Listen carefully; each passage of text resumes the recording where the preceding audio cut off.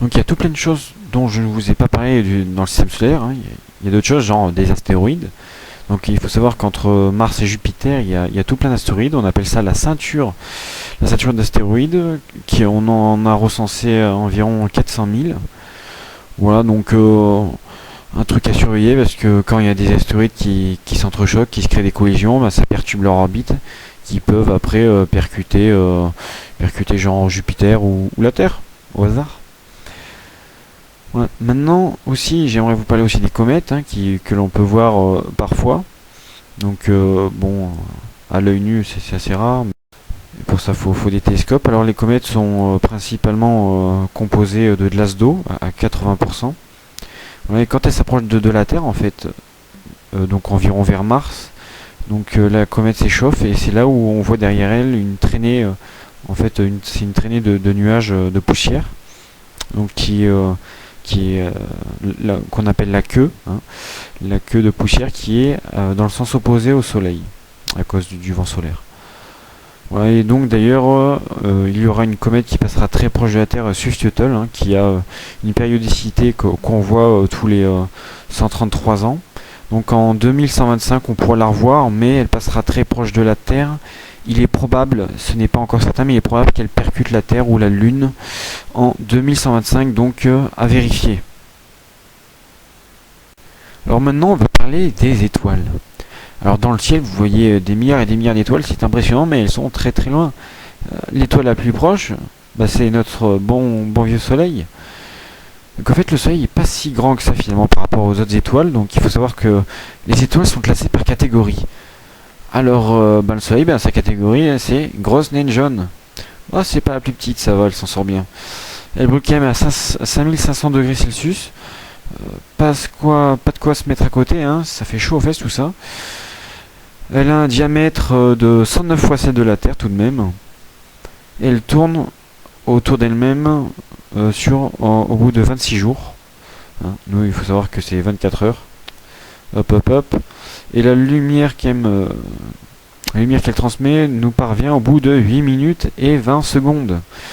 À cause de la vitesse de la lumière. Elle ne peut faire mieux. Elle brûle tout de même 4 millions de tonnes d'hydrogène par seconde.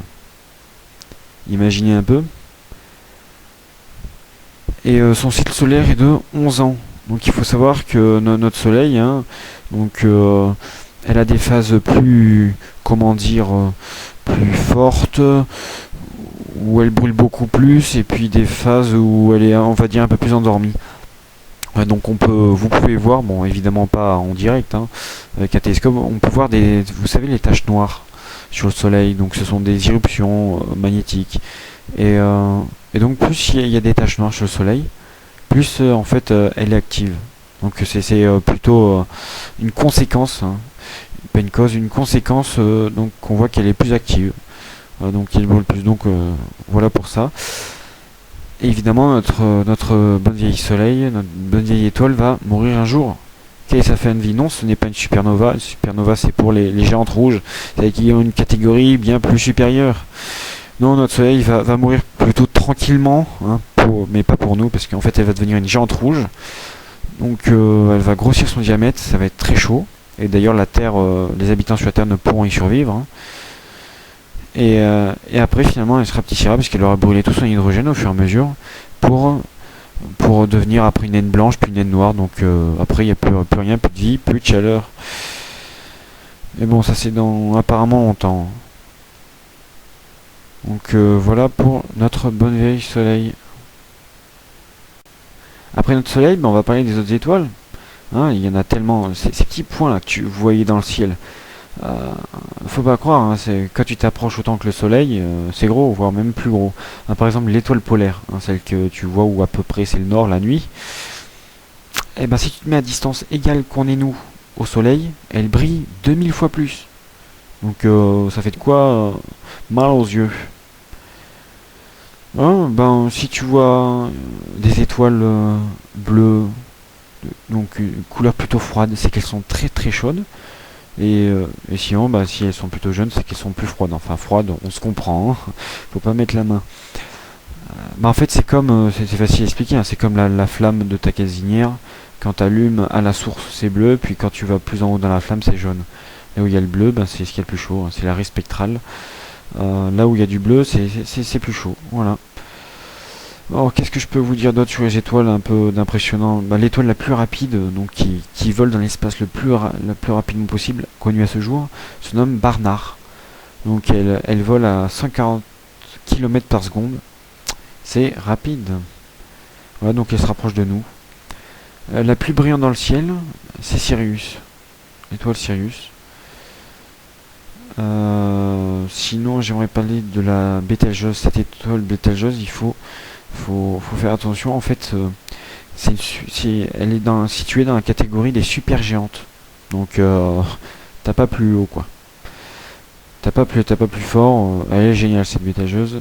Elle est quand même située à 500 années-lumière. Mais cependant, faites attention à ça. En fin de vie, elle explosera, donc du coup, puisque c'est plus grande, elle explosera en supernova. Il faut savoir qu'elle a peut-être déjà explosé en supernova, la lumière mettant du temps à nous venir. Dans 10 à 10 000 ans, on sait pas trop, dans 10 à 10 000 ans, il est possible qu'on voit l'effet de cette supernova sur la Terre. C'est-à-dire que si on la voit, le jour où on la voit, c'est-à-dire dans 10 heures minimum, elle éclairera notre ciel. On verra en fait de jour comme de nuit le jour, quoi. Tellement ce sera lumineux, 24 sur 24 sur plusieurs semaines. Voilà. Donc soyez pas étonnés si vous voyez le jour, la nuit, quoi.